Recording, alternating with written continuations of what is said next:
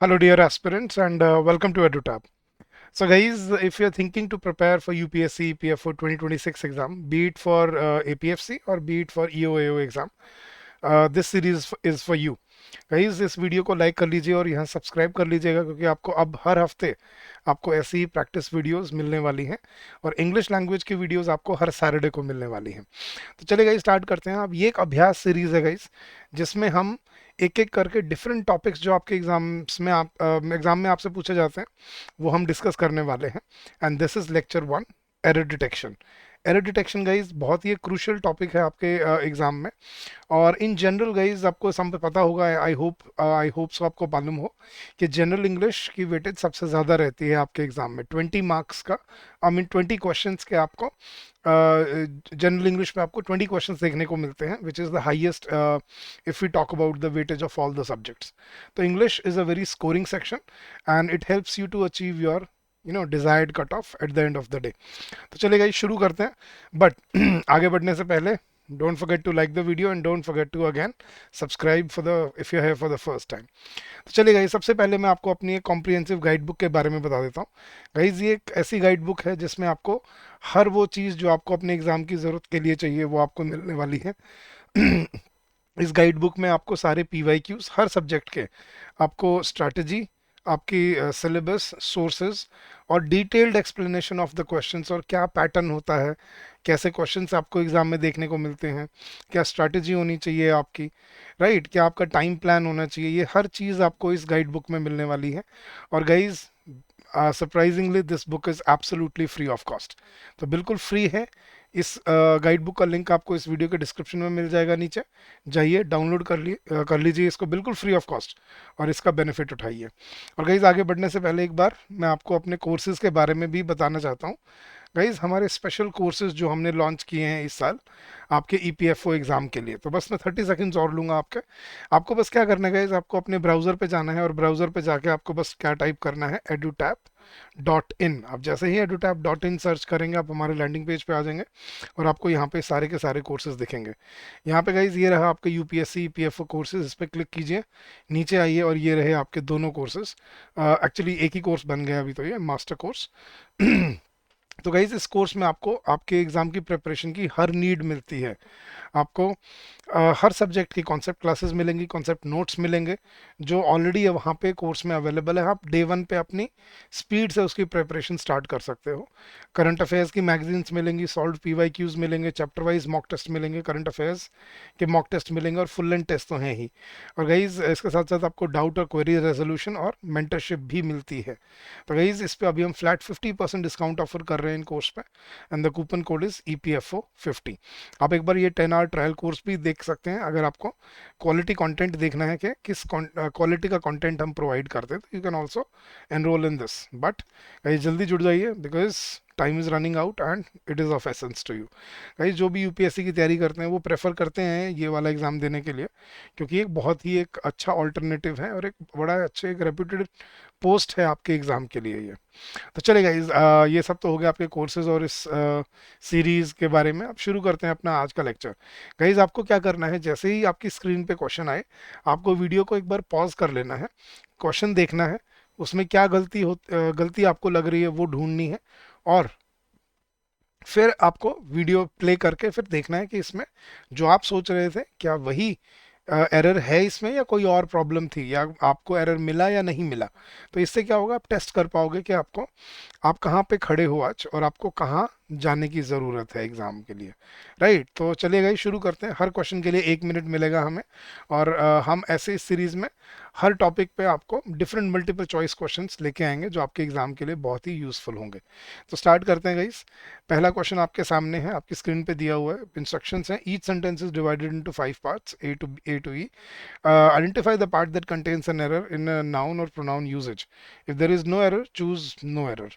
चलिए स्टार्ट करते हैं। तो क्वेश्चन है, the recent recommendations of the parliamentary standing committee on defense underscores the need for enhanced coordination among agencies, particularly in areas where intelligence lapses have previously led to operational setbacks।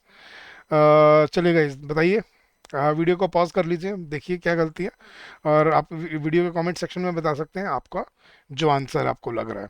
अगर आपको लगेगा कोई कुछ और answer है, please do share your opinion in the comment section. Yes, guys, the recent recommendations of the Parliamentary Standing Committee on Defense underscores the need for enhanced coordination among agencies, particularly in areas where intelligence lapses have previously led to operational setbacks. Yes, guys, क्या गलती है? चलिए, 1 minute खत्म हो गया.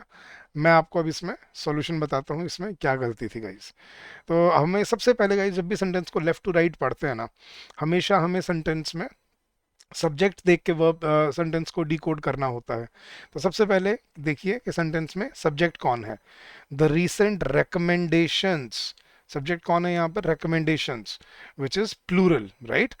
So the recent recommendations of the parliamentary standing committee, कि parliamentary standing committee की जो recommendations हैं डिफेंस पे, वो क्या अंडरस्कोर करते हैं? वो अंडरस्कोर करते हैं the need for enhanced coordination among agencies, जो डिफरेंट डिफरेंट एजेंसीज है, आईबी है, रॉ है, मिलिट्री सर्विसेज हैं, particularly in areas where intelligence lapses have previously led to operational setbacks. अब इसमें गलती क्या थी गाइस?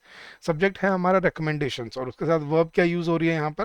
अंडरस्कोर्स. ये अंडरस्कोर्स यहाँ पर गलत है. अंडरस्कोर्स नहीं होगा गाइस. प्लूरल के लिए हमें क्या यूज करना होता है? Under score. और ये ऐसे ऐसी गलतियां बहुत आती हैं आपके एग्जाम में. गाइस, अंडर स्कोर्स सिंगुलर होता है और अंडर स्कोर प्लूरल होता है, याद रखना.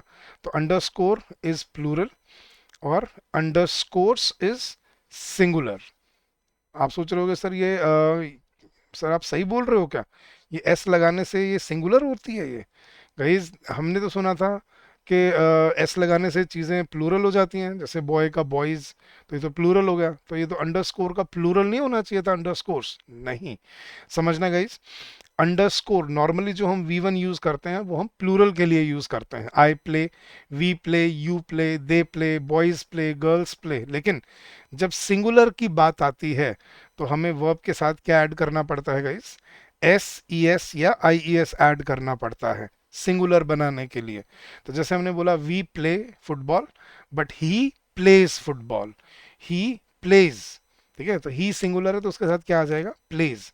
शी वर्क्स, जैसे हम क्या बोलते हैं? We work, you work, they work, people work, employees work, but he works. Rohit works in a company, या she works, Reena works in a company, an employee works under me. तो सिंगुलर में जब हमें वर्ब यूज करनी होती है ना, singular में वर्ब के साथ एस ई एस या आई ई एस लगाया जाता है. लेकिन क्योंकि इस सेंटेंस में सब्जेक्ट था प्लूरल और रिकमेंडेशंस था, रिकमेंडेशंस के लिए वर्ब क्या होनी चाहिए थी? प्लूरल. तो ये अंडरस्कोर्स यहाँ पर गलत है. यहाँ पे क्या होना चाहिए था? अंडरस्कोर की जगह अंडर अंडरस्कोर. एस यहाँ पे नहीं होना चाहिए था. So option B, part B was your erroneous part. So option B is your correct answer. अब ऐसे करके मैं हर क्वेश्चन को आपके सामने डिकोड करता चलूंगा. इससे आपके कुछ कॉन्सेप्ट्स भी रिवाइज हो जाएंगे और आपको कुछ सीखने को भी मिलेगा नया. चलिए नेक्स्ट क्वेश्चन पे चलते हैं गाइस. क्वेश्चन है, although the legislation aims to provide a robust legal framework for data protection, experts warn that it falls short in addressing the nuances of consent and do not adequately delineate accountability for breaches. अच्छे level के question हैं, पढ़ के थोड़ा सा आपको लगेगा sir ये ऐसे क्वेश्चन आते हैं एग्जाम में. देखो, we have to be ready for the worst guys, right? तो जब तक मुश्किल नहीं कर पाओगे आसान, वो पेपर वाले आसान नहीं लगेंगे, समझना. ठीक है, तो ये करके जाओ तो एग्जाम वाले आपको लगेंगे कि अप्रोचेबल हैं, डुएबल हैं.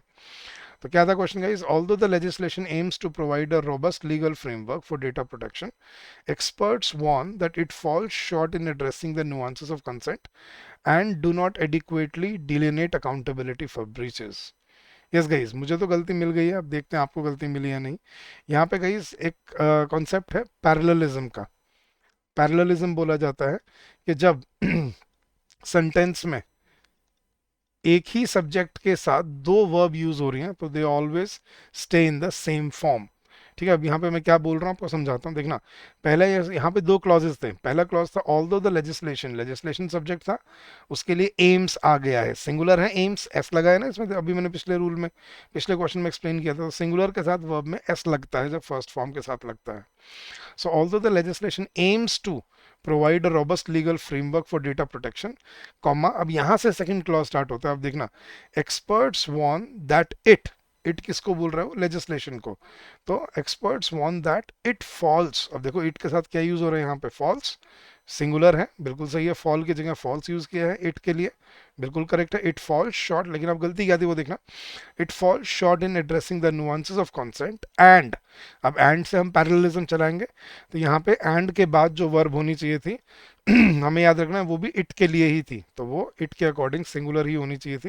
तो यहाँ पे डू नहीं, क्या होना चाहिए था, and does not adequately delineate accountability for breaches। तो यहाँ पे it falls short in addressing the nuances of consent and does not, it मतलब the legislation does not adequately delineate accountability for breaches। तो यहाँ पे do not की जगह क्या होना चाहिए था, does not होना चाहिए था। तो ये वही सिंगुलर प्लूरल वाला ही गेम है जो मैंने पिछले कॉन्सेप्ट में आपको एक्सप्लेन किया। So here option D was your erroneous part, तो option D is your correct answer.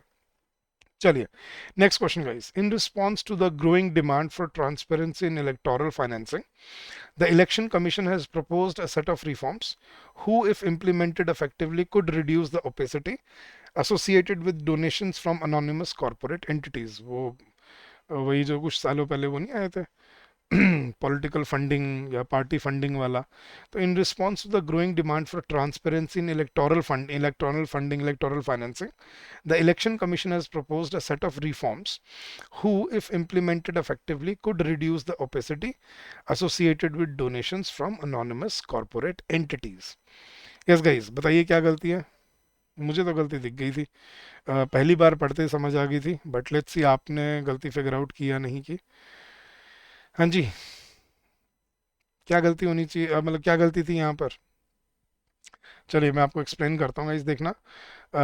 अब यहाँ पे क्वेश्चन में क्या गलती थी, in response to the growing demand for transparency, के ट्रांसपेरेंसी की डिमांड बढ़ जाने के कारण जो इलेक्टोरल फाइनेंसिंग में जो ट्रांसपेरेंसी की जो डिमांड है, उसके रिस्पॉन्स में the election commission has proposed a set of reforms. तो इलेक्शन कमीशन ने एक सेट ऑफ रिफॉर्म्स प्रपोज किए हैं। अब गलती थी यहाँ पर हु, अब यहाँ गाइज ये हु गलत था।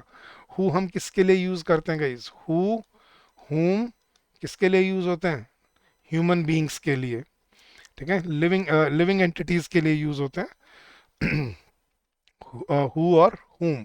तो ह्यूमन बींग्स के लिए हम यूज करते हैं हु एंड हुम, जबकि नॉन लिविंग के लिए क्या यूज होता है, विच। ठीक है, तो हमें ऑब्जेक्ट्स के लिए, नॉन लिविंग एंटिटीज के लिए क्या यूज करना होता है, विच। तो यहाँ पे क्या होना चाहिए था, in response to the growing demand for transparency in electoral financing, the Election Commission has proposed a set of reforms which, if implemented effectively, could reduce the opacity associated with donations from anonymous corporate entities। So option C was your erroneous part here. So option C is your correct answer। चले गए, next question पे चलते हैं। The panel of constitutional experts convene to deliberate on the implications of the new citizenship law were sharply divided over whether the statute infringed on fundamental rights or merely sought to streamline existing legal ambiguities।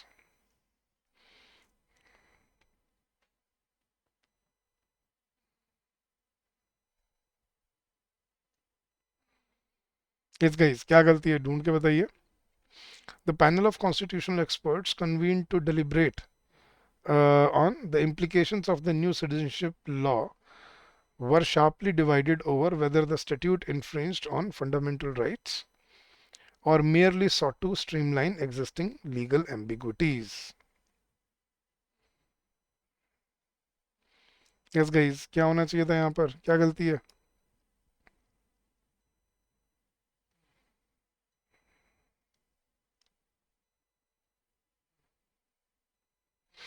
चले गए, solution ढूंढे इसका।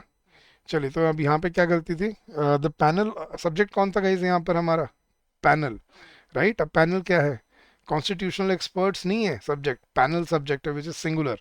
सो the panel of the constitutional experts convene to deliberate on the implications of the new citizenship law were sharply divided. अब यहाँ panel के लिए वर आना चाहिए या वॉज आना चाहिए? तो यहाँ पर correct answer is option B. यहाँ पे पैनल के लिए वर्ब क्या रहेगी? सिंगुलर. तो यहाँ पे क्या आना चाहिए था? Was sharply divided over whether the statute infringed on fundamental rights और merely sought to streamline existing legal ambiguities. चले गए, नेक्स्ट क्वेश्चन पे चलते हैं. विद सेवरल की verdicts pending before the Supreme Court, legal scholars have urged to greater judicial restraint in cases where the executive's domain might be perceived as unduly encroached upon. Yes guys, क्या गलती है? जल्दी से video को pause कर लीजिए, ढूंढिए क्या गलती है और फिर बताइए मुझे कमेंट सेक्शन में क्या लग रहा है, क्या गलती है इसमें. मैं फिर से पढ़ता हूँ एक बार सेंटेंस आपके लिए. विद सेवरल की verdicts pending before the Supreme Court, legal scholars have urged to greater judicial restraint in cases where the executive's domain might be perceived as unduly encroached upon. हाँ जी गाइस, क्या गलती है? मुझे तो गलती दिख गई थी यहाँ पर. देखते हैं आपको समझ आई है नहीं आई. तो चलिए डिस्कस करें गाइस. क्या लग रहा है, ए बी सी या डी, क्या है सही ऑप्शन? चलिए बताता हूँ. देखना गाइस, गलती थी इसमें बी पार्ट में. विद सेवरल की verdicts pending before the Supreme Court, legal scholars have urged to greater judicial restraint, या legal scholars have urged for. You urge for something, उन्होंने रिक्वेस्ट की है, अर्ज किया है उन्होंने. एक प्रपोज मतलब एक काइंड ऑफ एक मतलब सामने जिसको हम बोलते हैं ना कि एक अच्छे भावना से, ठीक है, एक रिक्वेस्ट करना, उसको अर्ज करना बोलते हैं. सो विद सेवरल की verdicts pending before the Supreme Court, legal scholars have urged to greater judicial restraint नहीं, legal scholars have urged for greater judicial restraint in cases where the executive's domain might be perceived as unduly encroached upon. तो यहाँ पे urged to नहीं, urged for होगा. they have urged for greater judicial restraint. तो यहाँ पर option B में गलती थी, तो option B is your correct answer. चलिए गाइस, नेक्स्ट क्वेश्चन पे चलते हैं. Question number 6. Although India has made strides in renewable energy production, it continues to remain heavily reliant on coal-based power plants that not only pollutes the air but also contribute to long-term ecological damage. Yes guys, देखो 15 second में आप आराम से एक sentence question पढ़ सकते हो. और अगर आपको गलती मालूम है तो 10 सेकंड और लगा के या 15 सेकंड और लगा के आप उसको सॉल्व कर सकते हो. तो 30 सेकंड के क्वेश्चन होते हैं ये. एग्जाम में इतना ही टाइम मिलेगा आपको इनको सॉल्व करने के लिए. तो टाइम की हम प्रैक्टिस करेंगे आगे चल के, बट अभी हम फोकस कर रहे हैं प्रैक्टिस पे. चलिए. क्या है क्या इस गलती, इसमें कोई गलती मिली आपको? Although India has made strides in renewable energy production, अभी 413 417 शायद गीगावाट्स हम टच कर चुके हैं. It continues to remain heavily reliant on coal-based power plants that not only pollutes the air but also contribute to long-term ecological damage. फिर से वही parallelism वाला ही कॉन्सेप्ट था इसमें भी गाइस. पैरेललिज्म याद रखना, जब एक सेंटेंस में एक सब्जेक्ट के साथ दो वर्ब यूज हो रही हैं तो दोनों को सेम फॉर्म में रखना पड़ता है. तो देखना गलती कहाँ थी गाइस यहाँ पे. Although India has made strides in renewable energy production, it continues to remain heavily reliant on coal based power plants. Power plants की बात हो रही है अब यहाँ पे सेंटेंस रिलेटिव बन गया, रिलेटिव सेंटेंस हो गया. तो it continues to remain heavily reliant on coal based power plants that not only, power plants plural है ना, अब प्लूरल के लिए क्या होना चाहिए था? That not only pollutes the air but also, देखो आगे बिल्कुल ठीक दिया, but also contribute to long term ecological damage. तो यहाँ पर प्लांट्स के लिए पॉल्यूट्स नहीं, क्या होना चाहिए था? पॉल्यूट. सो क्या बनना चाहिए था? Although India has made strides in renewable energy production, it continues to remain heavily reliant on coal based power plants that not only pollute the air but also contribute to long term ecological damage. So option C was your correct answer. तो option C mark करेंगे हम, and that's your correct choice. चलिए next question guys. The state government's failure to release timely compensation to flood victims has exacerbated public anger, particularly in districts whose rescue efforts were either delayed or inadequately coordinated due to a lack of interagency communication. Yes, guys.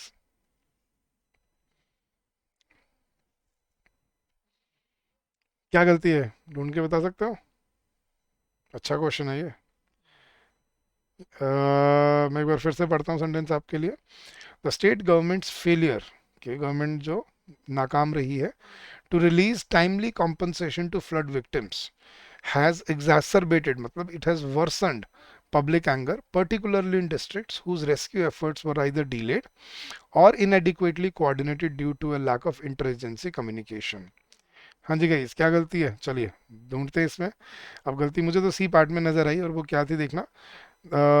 The state government's failure to release timely compensation to flood victims has exacerbated public anger, particularly in districts, अब district जगह की बात हो रही है ना, particularly in districts whose rescue efforts, whose किसी की ऑनरशिप बताने के लिए होते हैं, जिसके, जहाँ पे, यहाँ पे हमें क्या लिखना चाहिए था, वेयर। तो जगह के लिए हम क्या यूज करते हैं, वेयर। तो क्या होना चाहिए था, it has exacerbated public anger, particularly in districts where rescue efforts were either delayed or inadequately coordinated due to a lack of interagency communication. तो whose की जगह यहाँ क्या होना चाहिए था, where, जहां पर। तो क्या कह रहे हैं, the state government failure to release timely compensation to flood victims has exacerbated public anger, particularly in districts where rescue efforts were either delayed or inadequately coordinated due to a lack of inter-agency communication. So option C was your correct answer. चलिए guys, next question पे चलते हैं, question number 8. In a bid to bolster diplomatic ties, the Prime Minister announced a series of initiatives that includes trade concessions, educational exchanges, and the establishment of a joint cultural council. ये अभी prime minister Europe के दौरे पे गए हुए हैं, तो वहाँ के शायद कोई न्यूज़ उठाई हुई उसने। तो in a bid to bolster diplomatic ties, कि डिप्लोमेटिक टाइज को और स्ट्रेंथन करने के लिए, the prime minister announced a series of initiatives that includes trade concessions, educational exchanges and the establishment of a joint cultural council. Yes guys, क्या गलती है इसमें? हाँ जी, चलिए मैं बताता हूँ आपको। अगर आपको गलती मिल गई है तो मुझे कमेंट सेक्शन में ज़रूर बताइए, नहीं तो मेरी एक्सप्लेनेशन सुनिए अब इसमें क्या है। हाँ जी guys, in a bid to bolster diplomatic ties, the prime minister announced a series of initiatives. अब यहाँ पे सब्जेक्ट कौन है, नेक्स्ट क्लॉज का देखना, इनिशिएटिव्स दैट इंक्लूड्स। अब इनिशिएटिव्स के लिए क्या आना चाहिए था, इंक्लूड्स आना चाहिए था या इंक्लूड आना चाहिए था। initiatives that include trade concessions, educational exchanges, and the establishment of a joint cultural council. So यहाँ पे includes की जगह क्या होना चाहिए था, include। ये relative sentence है गाइस। relative sentence की पहचान किससे होती है पता है, who, which या that के साथ। कभी भी sentence के बीच में आपको who, ये ट्रिक याद रखना, कभी भी आपको सेंटेंस के बीच में हु, विच या दैट मिले और इनके जस्ट बिल्कुल आगे, बिल्कुल इनके नेक्स्ट, इनके साथ ही अगर आपको वर्ब मिल रही है, तो याद रखना ये वर्ब कौन डिसाइड करता है, जो इनसे जस्ट पहले जो नाउन या प्रोनाउन आया है, हु, विच या दैट से जस्ट पहले, ठीक है, जो नाउन आया है वो डिसाइड करेगा ये वर्ब सिंगुलर होगी या प्लूरल होगी। ये कॉन्सेप्ट है रिलेटिव सेंटेंसेस वाला। ठीक है, तो अब यहाँ से हु, विच या दैट से, यहाँ दैट से पहले क्या था, इनिशिएटिव्स, और इनिशिएटिव्स प्लूरल है तो उसके लिए वर्ब क्या होनी चाहिए थी, प्लूरल। तो इंक्लूड्स गलत है, क्या होना चाहिए था यहाँ पर, include. So, in a bid to bolster diplomatic ties, the Prime Minister announced a series of initiatives that include trade concessions, educational exchanges, and the establishment of a joint cultural council. So, option C was your correct answer. चलेगा, इस next question पे चलते हैं। Question number 9. The journalist whose coverage of conflict zones have won international accolades was detained without charge at the airport, raising concerns about press freedom and state surveillance practices. And guys, the journalist whose coverage of conflict zones have won international accolades was detained without charge at the airport, raising concerns about press freedom and state surveillance practices.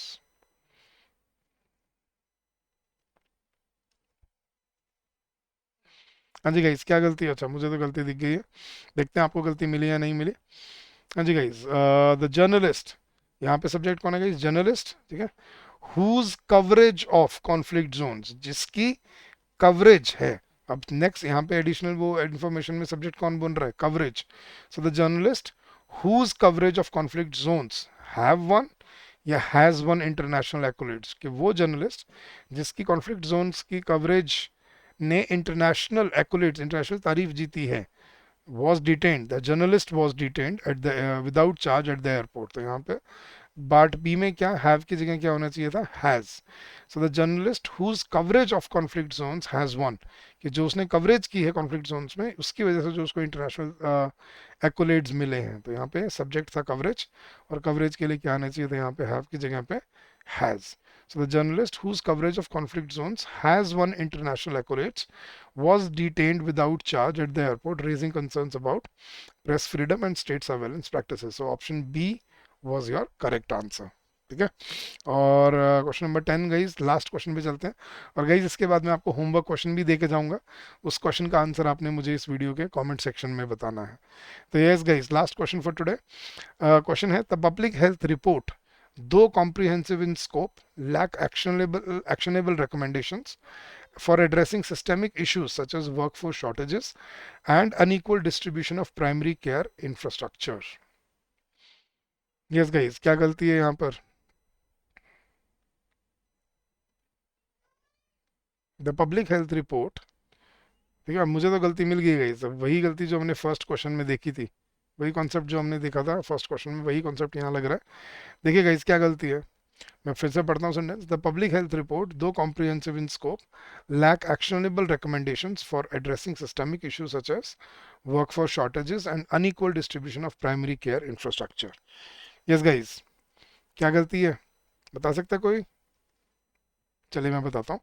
यहाँ पे वही गलती थी दिखाई, देखो, the public health report, subject कौन है यहाँ पर, report. Report is singular, right. अब सिंगुलर सब्जेक्ट के लिए वर्ब क्या होनी चाहिए, सिंगुलर होनी चाहिए. और सिंगुलर बनाने के लिए जब वर्ब की फर्स्ट फॉर्म यूज होती है तो हम क्या यूज करते हैं, द रिपोर्ट लैक, या द रिपोर्ट लैक्स. क्या होना चाहिए था गाइस? द रिपोर्ट के साथ क्या आना चाहिए था, लैक आना चाहिए था, या लैक्स आना चाहिए था. रिपोर्ट सिंगुलर है, मैंने बताया था ना. प्लूरल में हम वी1 यूज करते हैं, सिंगुलर में हमें वर्ब के साथ एस ऐड करना होता है. तो यहाँ क्या होना चाहिए था, the public health report, though comprehensive in scope, lack की जगह क्या आएगा, lakhs. lacks actionable recommendations for addressing systemic issues such as workforce shortages and unequal distribution of primary care infrastructure. So option B was your correct answer. तो यहाँ lack की जगह क्या होना चाहिए था, lacks होना चाहिए था. Yes guys, जल्दी से बताइए कमेंट सेक्शन में, बी ऑनेस्ट अबाउट इट. ठीक है, सच्चाई हो तभी बोलना, नहीं तो वैसे कोई फायदा नहीं है, खुद से छुपा के किसको छुपा लोगे. लेकिन सच हो तो बताना कि कितने क्वेश्चन ठीक हुए आपके 10 में से, जो आप सोच रहे थे या जो आपने पढ़ के देखे और आपको गलती मिल गई थी. And be honest to yourself. कोई कौन बनेगा करोड़पति नहीं खेल रहा, कोई प्राइज नहीं मिलेगा, ठीक है, बट अपने आप को प्रूव करने का तरीका. Yes guys, be honest about it and let me know कितने क्वेश्चन आपको ठीक मिले और कितने नहीं मिले आपको यहाँ पर. ठीक है, जल्दी से कॉमेंट सेक्शन में बताइए. और अपने उसी कॉमेंट के साथ ही ये होमवर्क क्वेश्चन का आंसर आपने देना है. तो होमवर्क क्वेश्चन आपके सामने है, बताना है गाइस किस पार्ट में एरर है इसमें. ठीक है, तो ये है आपका आज का होमवर्क क्वेश्चन. इसका सॉल्यूशन मैं आपको नेक्स्ट लेक्चर के स्टार्टिंग में बताऊंगा. ठीक है, तो नेक्स्ट लेक्चर भी जरूर देखिएगा, हर सैटरडे को आपको देखने को मिलेंगे ये लेक्चर्स. तो होमवर्क क्वेश्चन है guys, the new educational policy seeks to bridge learning disparities by empowering local bodies and school administrators, yet critics argue that it fails in accounting for socio-economic barriers faced by rural students. Yes guys, मुझे तो गलती दिख गई है, अब देखते हैं आपको गलती मिलती है या नहीं मिलती है. तो जल्दी से बताइए कमेंट सेक्शन में क्या आपका आंसर है इस होमवर्क क्वेश्चन के लिए, और क्या आपका टोटल स्कोर रहा आउट ऑफ 10 क्वेश्चंस. ठीक है, तो ये था गाइज आपका आज का फर्स्ट प्रैक्टिस सेशन. ऐसे ही हम गाइज हर वीक आपके लिए अलग अलग सब्जेक्ट्स के अलग अलग टॉपिक्स पे आपके लिए ऐसे प्रैक्टिस सेशन लाते रहेंगे. तो जुड़ जाइएगा और बेल आइकन ज़रूर दबा लीजिएगा, ताकि आप कोई भी नया जो सेशन आए उसको मिस ना कर जाए. गाइज कोर्सेज मैंने आपको बता दिए, कोर्सेज का लिंक आपको वीडियो के डिस्क्रिप्शन में दिया ही हुआ है. नहीं तो आप बड़े सिंपल तरीके से जुड़ सकते हो हमारे साथ. इन कोर्सेज, ये जो कॉन्सेप्ट मैं आपको एक्सप्लेन कर रहा हूँ, ये सारे हमारे लेक्चर्स में वीडियो में दिए हुए हैं. तो गाइज आपको बस क्या करना है, अपने ब्राउज़र पे जाना है और अपने ब्राउज़र पे जाके आपको बस टाइप करना है edutap, edutap, EDUTAP, edutap.in. जैसे ही आप edutap.in सर्च करेंगे, आप सीधा हमारे लैंडिंग पेज पे आ जाएंगे. नीचे आएंगे, ये दिखेंगे आपको यूपीएससी पीएफओ कोर्सेज, इस पर क्लिक कीजिए. नीचे आइए और ये रहे आपका मास्टर कोर्स फॉर 26-27. इसमें आपको सब कॉन्सेप्ट क्लासेस, कॉन्सेप्ट नोट सभी सब्जेक्ट के, ठीक है, बीट आई and R laws, finance, management, history, geography, economy, सब कुछ मतलब जो आपको एग्जाम में ज़रूरत पड़ती है, current affairs, general awareness, computers, English, quantitative aptitude, सबकी concept classes, concept notes, current affairs magazine, solve PYQs, chapter wise mock test, current affairs mock test, full length test, guidance, interview preparation और mentorship तो आपको हम देते ही हैं। तो आइए जुड़ जाइए, अपनी प्रिपरेशन को स्ट्रीमलाइन कर लीजिए और बेहतर कर लीजिए अपने एग्ज़ाम के अप्रोच को। अगर आपका कोई डाउट है, कोई क्वेरी है guys, you can always call us on this number during the office hours, which is 8146207241, or you can also drop us an email at hello@edutab.co.in. That's our official email ID. So thank you so much once again guys. I hope this will help you in the right direction, and this will guide you to push yourself for your preparation for this exam. So I wish you all the very best for your preparation and for your journey ahead. Keep up the endeavors and keep learning, keep evolving every day. So having said that, I'll take your leave for today. I'll see you again next week. Till then guys, all the very best and happy learning to all of you. Thank you. Bye bye. Take care.